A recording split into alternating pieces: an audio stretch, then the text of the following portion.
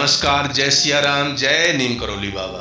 मैं पवन कुमार चतुर्वेदी आशा करता हूँ परम पूज्य गुरुदेव हनुमंत स्वरूप बाबा नीम करौली महाराज जी की कृपा से आप और आपके परिवारीजन स्वस्थ एवं सकुशल होंगे। इन्हीं शुभ मंगल कामनाओं के साथ चलते हैं आज के क्रमांक की ओर। आज के क्रमांक में, आज के वीडियो में हम बात करने वाले हैं कि जब कोई भी साधक अपने ईष्ट का निरंतर नाम जप करता है तो उस साधक को क्या अनुभूति होती है, अर्थात उस साधक के जीवन में क्या बदलाव आता है और उस साधक को क्या आभास होने लगता है। तो आज हम इस वीडियो के माध्यम से आपको एक विशेष प्रकार की जानकारी देने वाले हैं। जैसा कि आप सभी लोग जानते हैं कि किसी भी साधक का या किसी भी भक्त का ईष्ट कोई भी हो सकता है। ईष्ट के लिए आप स्वतंत्र हैं, अर्थात अगर हम ईष्ट की बात करें तो ईष्ट के रूप में प्रभु श्री राम भी हो सकते हैं, प्रभु श्री कृष्ण भी हो सकते हैं, जगत जननी माँ दुर्गा भी हो सकती हैं और देवादिदेव महादेव भी हो सकते हैं। कोई भी हो सकता है ईष्ट। लेकिन अगर बात करते हैं कि जब कोई भी व्यक्ति अपने ईष्ट का निरंतर नाम जप करता है तो उसमें बदलाव क्या आता है। तो अगर हम बदलाव की बात करें तो पहला बदलाव तो इस प्रकार होता है कि जब वह निरंतर नाम जप करता है तो उसके शरीर में हल्कापन और मन उत्साह और उमंग से भर जाता है। ये उसका सबसे प्रथम बदलाव होता है। और यदि दूसरे बदलाव की बात करें तो दूसरा बदलाव इस प्रकार से होता है, शरीर में से एक विशेष प्रकार की सुगंध आने लगती है। अगले यानी तीसरे बदलाव की अगर हम बात करें तो ऐसे व्यक्तियों की जो त्वचा है वह त्वचा चिकनी हो जाती है और त्वचा में कोमलता का अंश बढ़ जाता है।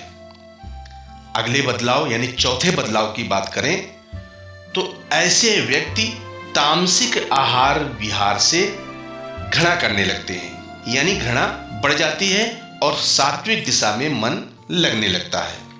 पांचवें बदलाव की अगर बात करें तो पांचवा बदलाव इस तरह से होता है कि ऐसे व्यक्ति अपने स्वार्थ का कम और परमार्थ का अधिक ध्यान रखने लगते हैं। कहने का अर्थ यहां पर यह है कि ऐसे व्यक्ति अपना स्वार्थ नहीं देखते हैं बल्कि उनमें परोपकार की भावना निरंतर बढ़ती चली जाती है, अर्थात वो परोपकार के प्रति उनका मन ज्यादा लगने लगता है। छठे अगर बदलाव की बात करें तो ऐसे व्यक्तियों के नेत्रों में तेज झलकने लगता है। सातवें बदलाव की अगर बात करें तो ऐसे व्यक्ति किसी व्यक्ति या कार्य के विषय में वह जरा भी विचार करते हैं तो उसके संबंध में बहुत सी ऐसी बातें उन्हें स्वयं पता चल जाती हैं जो बाद में परीक्षा करने पर ठीक निकलती हैं। अगले यानी आठवें बदलाव की अगर बात करें, ऐसे साधक जो निरंतर अपने इष्ट का नाम जप करते रहते हैं तो ऐसे साधकों के साथ जो एक घटना घटती है वो एक विशेष घटना ये घटने लगती है कि ऐसे साधक दूसरों के मन के भाव जान लेते हैं, अर्थात दूसरों के मन के भाव जानने में उन्हें तनिक भी देर नहीं लगती है।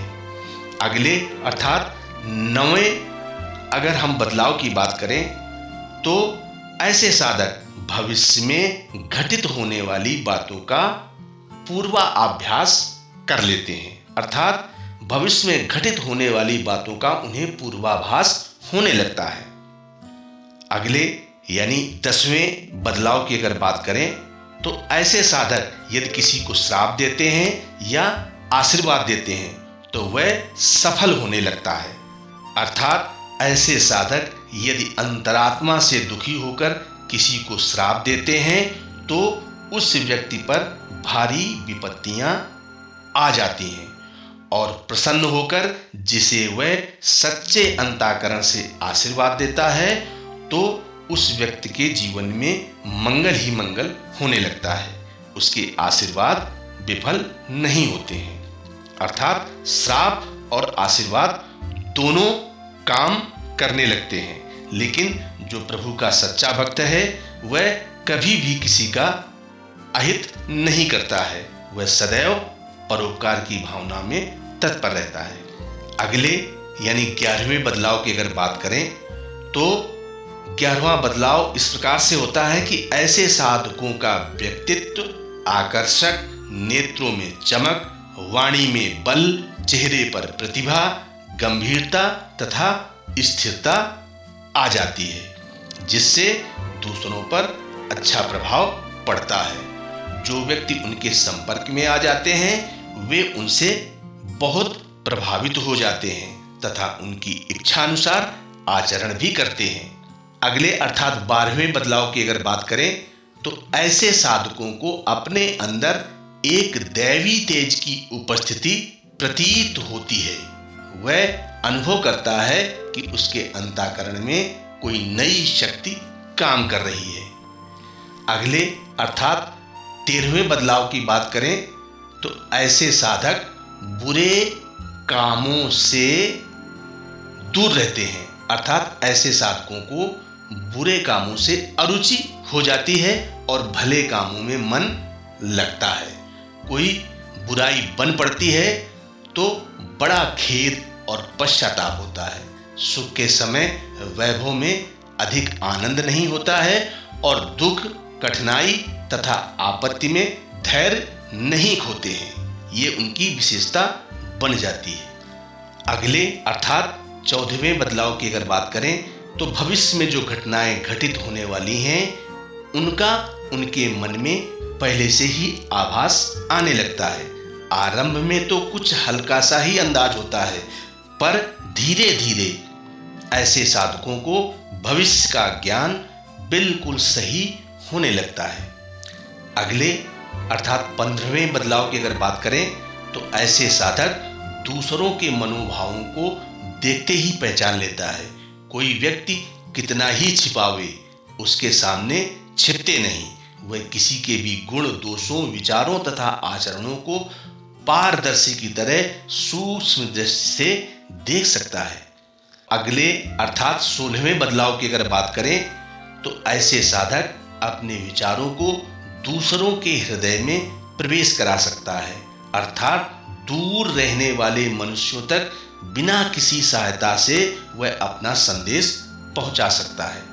अगले यानी 17वें बदलाव की बात करें तो ऐसे साधक जहां भी रहते हैं उनके आसपास का वातावरण बड़ा शांत एवं सात्विक रहता है। उनके पास बैठने का मन करता है। ईश्वर का निरंतर जाप उनके मन में चलता रहता है। इसी कारण वे दूसरों को भी इसी नाम जप को करने की शिक्षा भी देते हैं।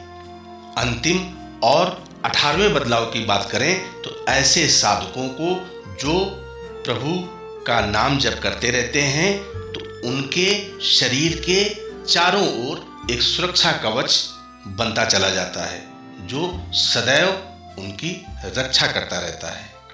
नमस्कार, जय सिया राम, जय नीम करोली बाबा।